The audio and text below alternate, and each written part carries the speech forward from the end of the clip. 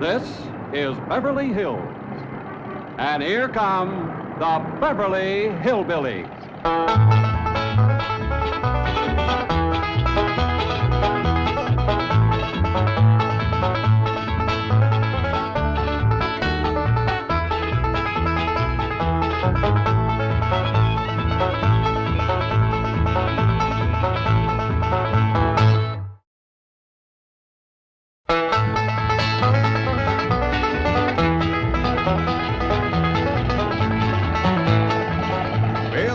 Let's find that house we bought. House they bought? In Beverly Hills? Whoa, wait a minute, hold it. How could a bunch of hillbillies possibly buy a mansion like this? Let's take them back to their home and see how this whole thing started.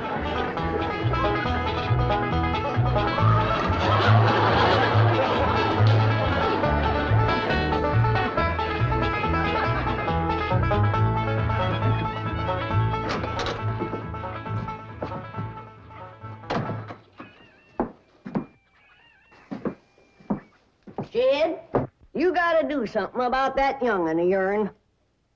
How'd that happen? Fighting with a bobcat. Get hurt? I reckon so. It went limping off on 3 legs. I swear I don't know what I'm gonna do about that girl. Well, the first thing to do is to get her into a dress.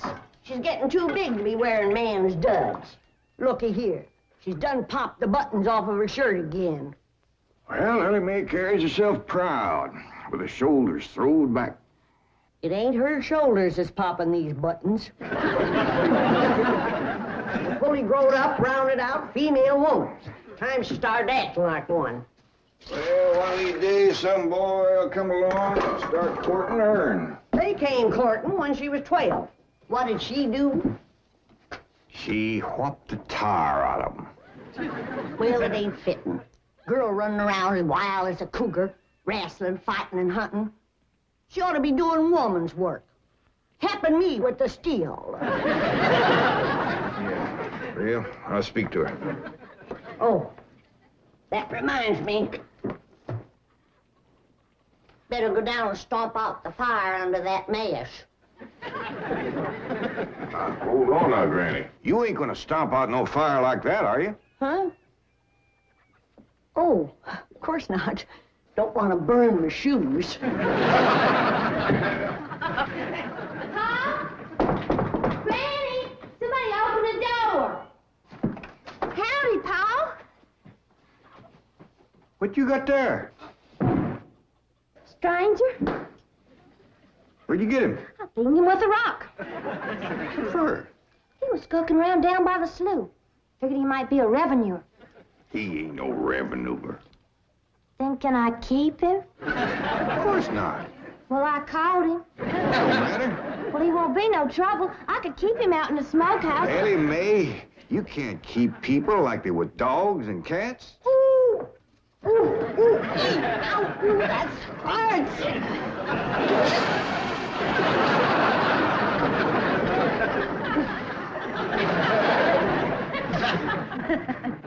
Who's that?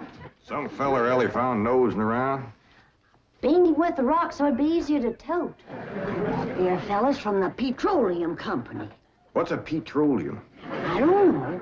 He asked me if he could do some wildcatting down by the slough. I said, help yourself. We're glad to get rid of the critters. What'd he say? Just kind of laughed. But the laugh's on him. There ain't no wildcats down there at that slough. No, it's too full of oil. Oh, what happened? Where am I? This here's the Clampett place. I'm Jed Clampett, my young'un Elly May and Granny. Granny says you've been doing some wildcatting. There's no need to. Mr. Clampett, that swamp of yours is full of oil. I could have told you that. Well, my company would like to pump it out. Yeah, I like that too, but I just can't afford to have it done. No, you don't understand. You see, you wouldn't have to pay for it. Oh, I don't take favors from strangers. No, Mr. Clampett, you see, you're a very rich man. How big a rock did you bean him with? No bigger than a hedge apple. Listen, I've got to call my office in Tulsa. Have you got a telephone? A what? A telephone? Well, maybe one of your neighbors has one. It's well, down in this country, it's probably a box attached to the wall. And, you talk into it, and they can hear you in Tulsa. Maybe you better sit down for a spell. Oh, I haven't time. Listen, where's the nearest airfield? Airfield? You know, Granny, that's one of them there fields sets up in the air. Oh, never mind. I'll find it myself. Listen, now don't you sell that swamp till you hear from me. I'm flying to Tulsa. Now he thinks he's got wings.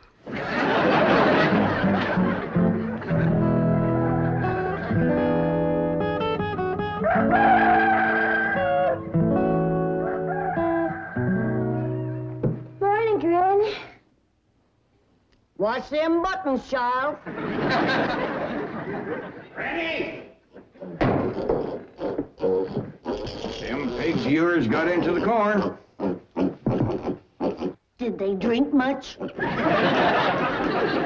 I reckon they did. This here little fellow was kicking blue blazes out of the mule. That's the trouble with razorbacks. They such a mean drunk.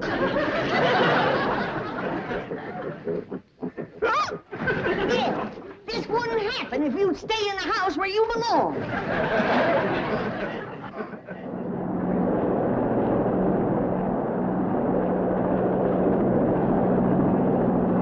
There it is, Mr. Brewster.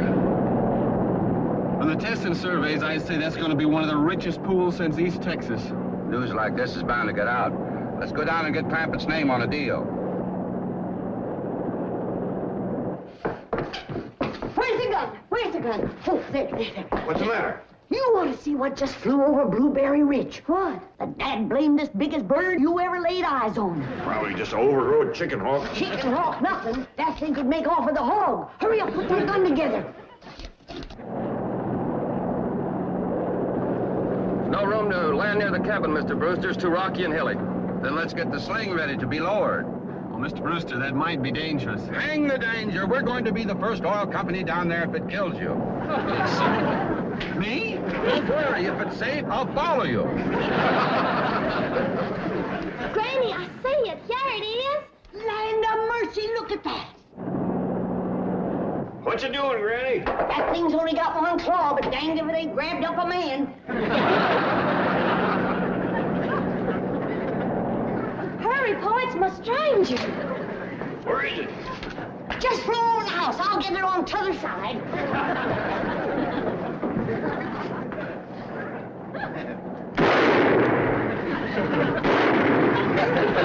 You kill it, Granny?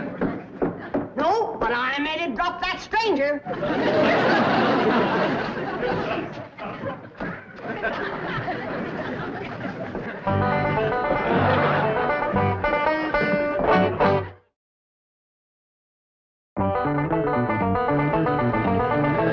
Jethro!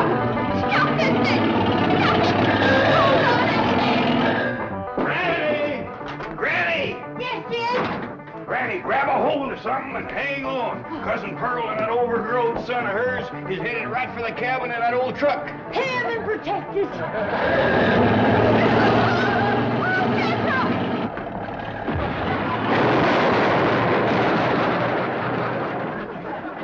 Did they hit us, Jed? No, but I think they sure want the chicken house. Oh, Jed, I'm sure sorry about the chicken house, but nobody got hurt. Jethro, I told you to get rid of them worn-out brakes. I did, Ma. That's how come we ain't got none. Get on out and lift the chicken house back on its foundation. Jed? Yeah. Jed, Elly May came running over to my place, and she said you sold the swamp to some oil company. Well, yeah, I guess I did.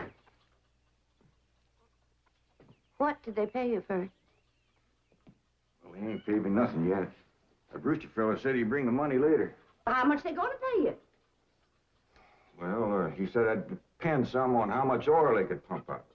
Well, he must have mentioned some figure. What was it? Now, Pearl, you know that old swamp weren't worth shucks. Jed Clampett, you got slickered and you're ashamed to admit it. That's just what I told you. Granny, how much they gonna pay him? All right, I'll tell you. He said it runs somewhere between 25 and 100. 25 and 100? I know it don't sound like much, but Mr. Brewster seemed to set great store by the fact he's going to pay me in some new kind of dollar. There ain't no new kind of dollar. Well, it's new to me. I've heard of gold dollars, silver dollars, paper dollars, but he says he's going to pay me in, what do you call them, Granny? $1 million. Yeah, that's it. $1 million? He wrote the whole thing out on this piece of paper. Here, you can see for yourself. I don't know nothing about that kind of stuff. Let's see here now. Thanks in heaven. Granny, give me the jug. It's empty, but I'll fetch some. I'll go, Granny. Jed, you're a millionaire. A millionaire. Yeah, that's what that Brewster fella kept calling me. I didn't know just how to take it. He meant you're rich. Me? The richest man in these hills. Maybe in the whole state. Oh, Jed, you can have anything you want. Do anything you want. Go any place you want. Yeah, that's another thing he kept saying. He said he reckoned I'd be moving away from here soon. What do you think, Pearl? You think I ought to move? Jed, how can you even ask? Look around you. You're 8 miles from your nearest neighbor. You're overrun with skunks, possums, coyotes, bobcats. You use kerosene lamps for light. You cook on a wood stove, summer and winter. You're drinking homemade moonshine, washing with homemade lye soap. And your bathroom is 50 feet from the house, and you ask, should you move?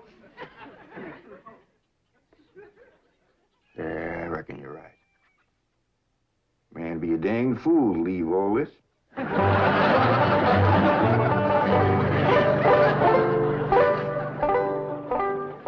Oh, there you are, Jed. You misunderstood me. I meant you should move away. And you know where I'd go if I was you? Where? Cal-i-forn-ee. Cal-i-forn-ee? Yes, sir. Beverly Hills, California. Jed, remember the time that your pa took us to Eureka Springs to see the movie picture? Yeah. Well, the actors that make them movie pictures live in Beverly Hills. Go on. Yes, sir.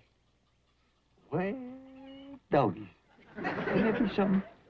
Living in the same neck of the woods with old Tom Mix. It sure would. And we could come visit you. You know what else they say about California? What? It don't get cold out there. What don't get cold out there? Nothing don't get cold out there. They don't have no snow or no ice. Can't they bring some in? They don't want it. That's why it'd be so good for Granny. Remember last winter when she slipped on the ice and broke her hip? Yeah, poor old woman. She was limping for 2 days. Well, that couldn't happen in California because they don't have no ice. How come? I don't know how come. But Granny'd sure like it, and we could visit you.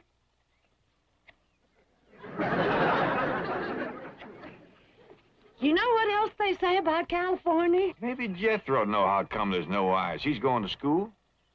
We could ask him. Jethro! Yeah, Ma. Come on over here. Speaking of school, Elly May could get herself a fine education out there in Beverly Hills. Yeah, Ma? Your rich uncle's got a question he'd like to ask you. What rich uncle, Ma? Your rich Uncle Jed. Jethro? How come there's no ice in California? Don't look at me. I didn't take it. You big jump. Well, I didn't, Ma. Oh, get out of here. Well, you always... I didn't mean...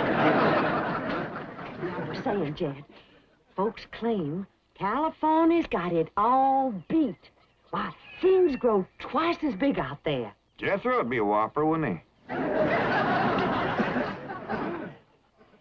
He could help you move. He's awful handy at lifting and toting, and he could drive you out in my truck. I tell you what, Pearl, I'm gonna have to study on this. When that Brewster fella comes back, I'll ask him what he thinks. Well, your cousin is right about that, Mr. Clampett. Beverly Hills is a choice residential area, and lots of millionaires do settle there. Folks like me, huh? Well, millionaires. And movie stars, too. Oh, yes, yes. Is Tom Mix there? No, I'm afraid Mr. Mix is dead. Oh? Oh, yeah. What's the matter with me? Remember, Pearl, he got shot at the end of that picture. Well, there are plenty other movie stars, and that's where Jed wants to live. Ain't it, Jed? I do like the notion of living in the hills. Never could stand flat country. Mr. Clampett, I think it only fair. That is, well, I think you may have a wrong idea about Beverly Hills. Is that where you live? No, my home is in Tulsa. Well, say, maybe you could get us a place there in your neighborhood. Mr. Clampett, let's not beat around the bush. You will love Beverly Hills. Then that's it. Can you steer Jed onto a good place? No, I can get the bank out there to handle it for him. He'd like a nice big place with plenty of room for his kinfolk to visit him. I would like a nice, roomy place if I could afford it. Oh, Mr. Clampett, with your money, you can afford the Taj Mahal. Okay, I'll take it. Well, no, you see, I was just making a little joke. Oh, well, go right ahead. Well, you see, the Taj Mahal is in India.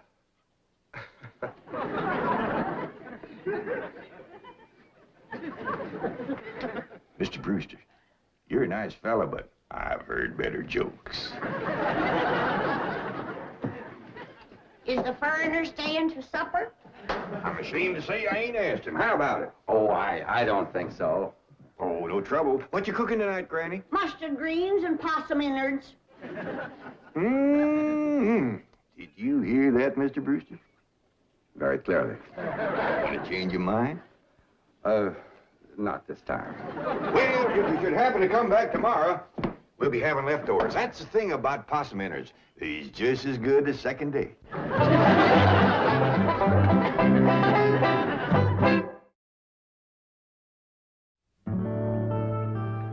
Ellie, if old Duke sits there with you, there ain't gonna be room for Granny. Oh, that's all right, Paul. Granny ain't gone. Who says she ain't? She says she ain't. That's right, Uncle Jed.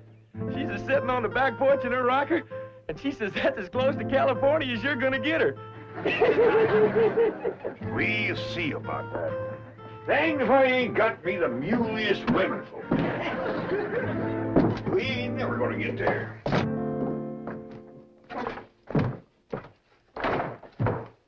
Now, what's all this nonsense about you ain't going to California? Ain't no nonsense to it. If the good Lord had wanted me in California, he'd have put me in California. Maybe he's just getting around to it. The book says he moves in mysterious ways. Well, if he moves me, I'll go. But you and Big Jethro ain't a budging me. Granny, this here Beverly Hills sounds like the kind of place you'd like. That Brewster fella says they got smogs out there. What's a smog? Well, me and Jethro figured out that's a small hog. And you heard what Pearl said. It ain't got no snow out there. You could run your still year round. Run it the year round here. Yeah, but walking down through the snow to the still always makes you feel so miserable. I might feel miserable walking down, but the way I feels coming back makes up for it. Hey, damn it, Granny. We've been planning and talking about this trip for days. You never said you wouldn't go. Never said I wouldn't either. But that Brewster feller has bought us a house in them Beverly Hills. He sent our $25 million to the bank out there. Well, you just chase on out after it. I'm staying right here. And I ain't afeared neither. Granny, I ain't leaving you here alone. And I ain't a budging out of this rocker.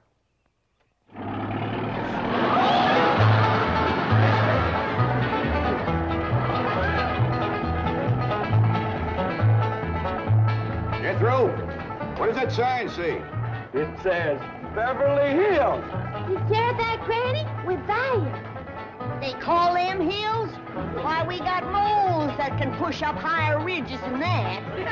Well, leastways, it's hills. We'll be among our kind of folks.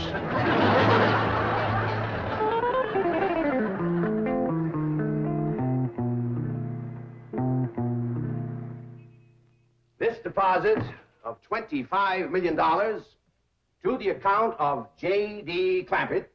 J.D.? As in Rockefeller. Elevates us to third position in capital assets and assures our bank of... Come in. Oh, I'm sorry to interrupt, Mr. Drysdale. All right, Taylor. Well, are we all set to give the Clampetts a red carpet reception? Well, I'm afraid Mrs. Drysdale still isn't too happy, sir. Yes, I know. Oh, my wife is very upset that I got the estate next to ours for the Clampetts. Says I don't even know what kind of people they are. Do you? I know to the dollar what kind of people they are. They're my kind of people. Loaded. Taylor, have the gardeners got the grounds in order? Yes, sir. But I'm afraid that's another thing your wife is upset about. Oh? Well, you see, your gardeners have been working on their lawn all week. Why, they've mowed it, trimmed it, fed it, clipped it. I don't care if they lather it and shave it. This is the most beautiful mansion in Beverly Hills. I want every square inch of ground within those walls in apple pie... Oh. Yes? Oh, hello, Margaret. No, dear, I'm very What? For good heavens, did you call the police? I'll be right there. What happened? The Clampett estate is being invaded by a band of outlaws. Invaded? Yes, they're holding the gardeners at gunpoint.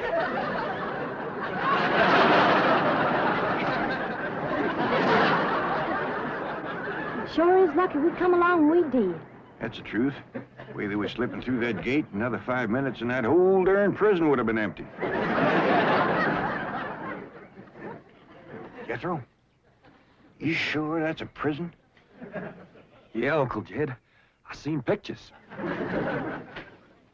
Only thing is, how come there ain't no guards on them walls? Probably done them in with them knives and things. These killers if I ever did see any. Fine neighborhood we's moving into. You hear that? Hot diggity, there's bobcats in these hills. Them sirens! Somebody's calling the law. I reckon they's gonna be mighty grateful for what we done. Folks out here has got a strange way of showing they're grateful. You've locked up one of the richest men in the country. Mr. Clampett, I don't know how to apologize. I'm deeply humiliated. What have you cutthroats done with J.D. Clampett? I'm Jed Clampett, and I'd appreciate it if you let go of my Sunday shirt. You're J.D. Clampett, the oil millionaire? Yep. This here's my nephew, Jethro. Howdy. Quickly, man, unlock this cell. Mr. Clampett, on behalf of the entire city of Beverly Hills, I extend our deep and humble apologies for this unfortunate and embarrassing incident. Oh, I'm Milburn Drysdale, president of the Commerce Bank of Beverly Hills. My car is waiting to take you and your family to your new home. We want you to know how happy we are to have you, your handsome nephew, your lovely daughter, and your beautiful mother.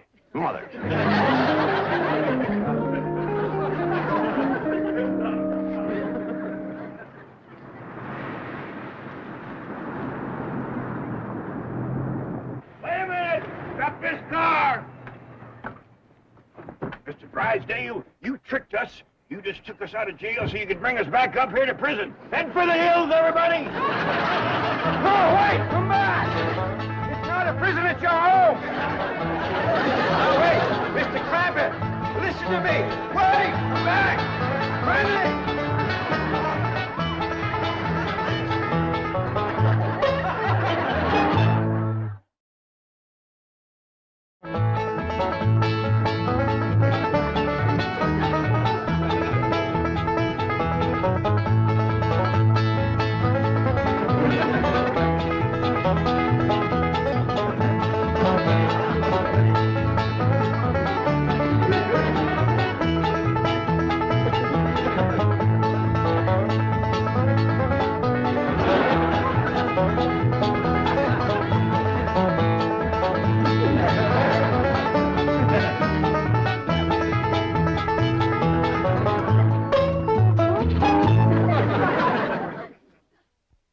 This has been a Filmways production.